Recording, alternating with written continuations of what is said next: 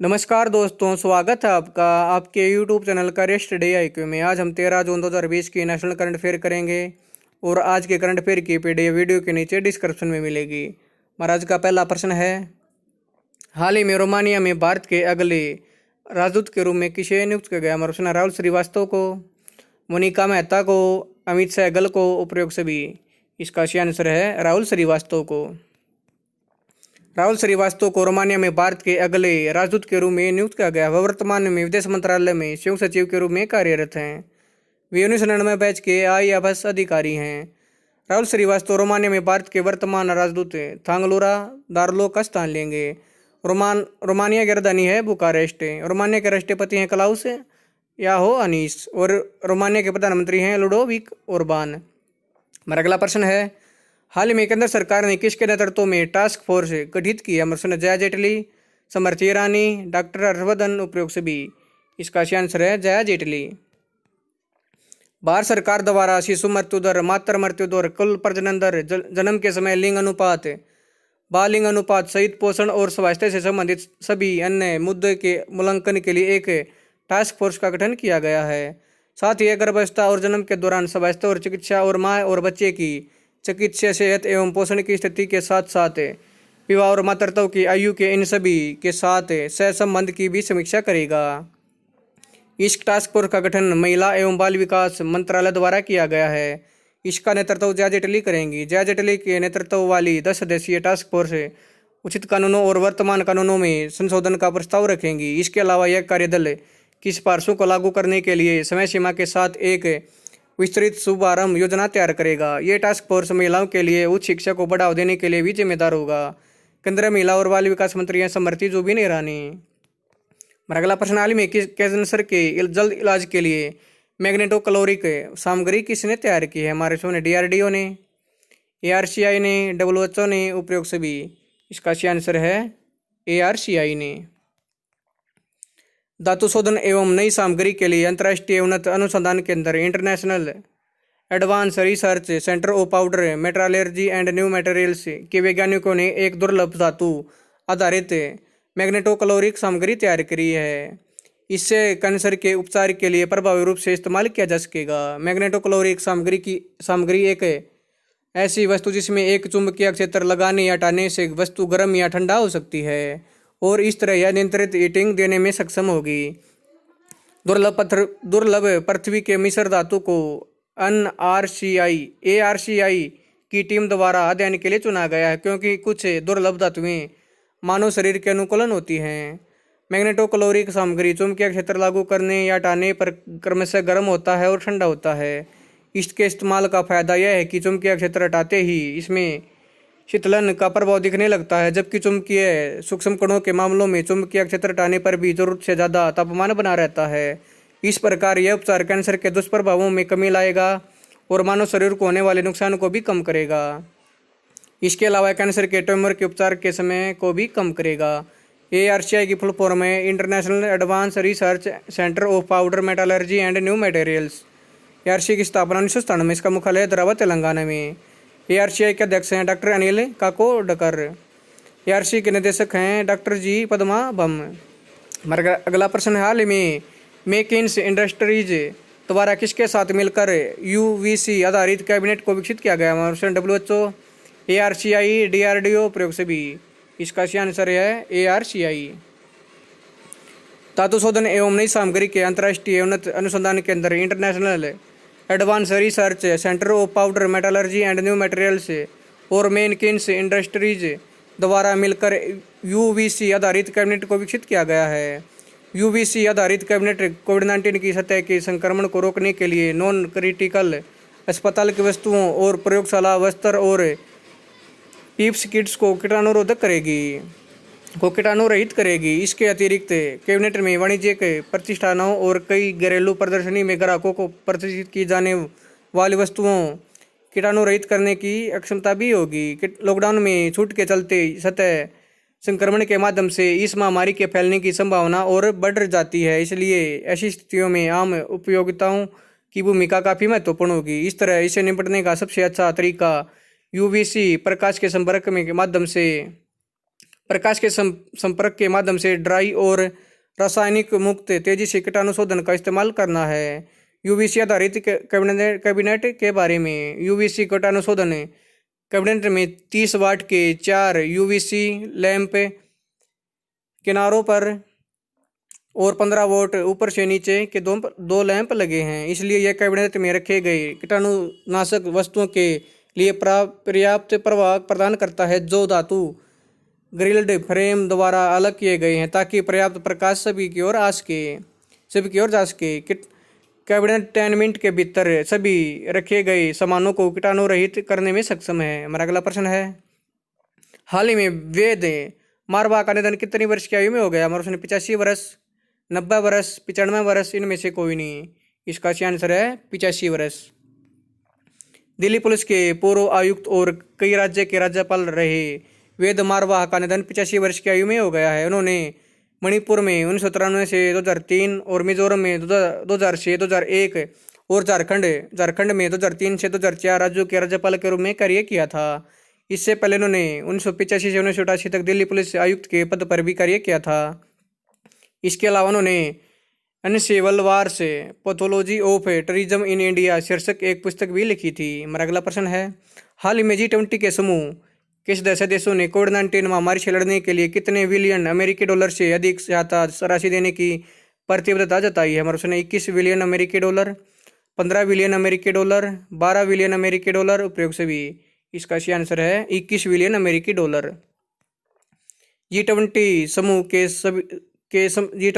के सदस्य देशों ने कोविड-19 महामारी से लड़ने के लिए 21 बिलियन अमेरिकी डॉलर से अधिक सहायता राशि देने की प्रतिबद्धता जताई है। इस समूह ने वैश्विक स्वास्थ्य में सुधार लाने के लिए 21 बिलियन अमेरिकी डॉलर से अधिक का वादा करके वैश्विक प्रयासों का सहयोग करने की प्रतिबद्धता जताई है। इस तरह यह कोविड-19 महामारी के खिलाफ लड़ाई में अपना योगदान दे रहा है। इसके अलावा G20 नेताओं ने विश्व बैंक और अंतर्राष्ट्रीय मुद्रा कोष से भी अपील की है कि वे सभी साधनों का पूरी तरह से उपयोग करके देशों की हर प्रकार से सहायता करें। यह G20 समूह अंतर्राष्ट्रीय आर्थिक सहयोग का प्रमुख मंच है, जो हर महाद्वीप के विकसित और विकासशील दोनों देशों के नेताओं को एक मंच पर साथ लाता है। G20 समूह के सदस्य देश हैं अर्जेंटीना, ऑस्ट्रेलिया, ब्राजील, कनाडा, चीन, France, Germany, Bharat, Indonesia, Italy, Japan, Mexico, रूस, सऊदी अरब, दक्षिण अफ्रीका, कोरिया गणराज्य, तुर्की, ब्रिटेन, संयुक्त राज्य अमेरिका, यूरोपीय संघ। हमारा अगला प्रश्न है, हाल ही में वैज्ञानिकों और औद्योगिक अनुसंधान परिषद council of scientific and industrial research ने भारत में नवाचार को बढ़ावा देने के लिए किसके साथ साझेदारी की? हमारा प्रश्न AIM, DRDO, ICMR, उपयोग सभी। इसका सही आंसर है AIM। वैज्ञानिक और औद्योगिक अनुसंधान परिषद council of scientific and industrial research ने भारत में नवाचार को बढ़ावा देने के लिए अटल इनोवेशन मिशन AIM के साथ साझेदारी की है। AIM भारत सरकार की एक प्रमुख पहल है जो देशों में नवाचार और उद्यमिता की संस्कृति को बढ़ावा देती है। दोनों संगठनों ने देश के विभिन्न क्षेत्रों में नवाचार पारिस्थितिक तंत्र को बढ़ावा देने के इरादे से एक करार पर हस्ताक्षर किए हैं। साझेदारी के प्रमुख क्षेत्र हैं, यह साझेदारी अटल इनोवेशन मिशन के अंतर्गत CSIR इनक्यूबेटर्स के जरिए विश्व स्तरीय स्टार्टअप का समर्थन करेगी। नई साझेदारी से नवाचारों के नए मॉडल्स पर आधारित संयुक्त प्रयासों CSIR इनोवेशन पार्कों की स्थापना, AIM की एक पहल ARISE के साथ CSIR के सहयोग से वे MSME उद्योग में नवाचार और अनुसंधान को प्रोत्साहित किया जाएगा। अटल टिंकरिंग लैब्स और जिज्ञासा नामक परियोजना इस दिशा में महत्वपूर्ण भूमिका निभा सकती हैं।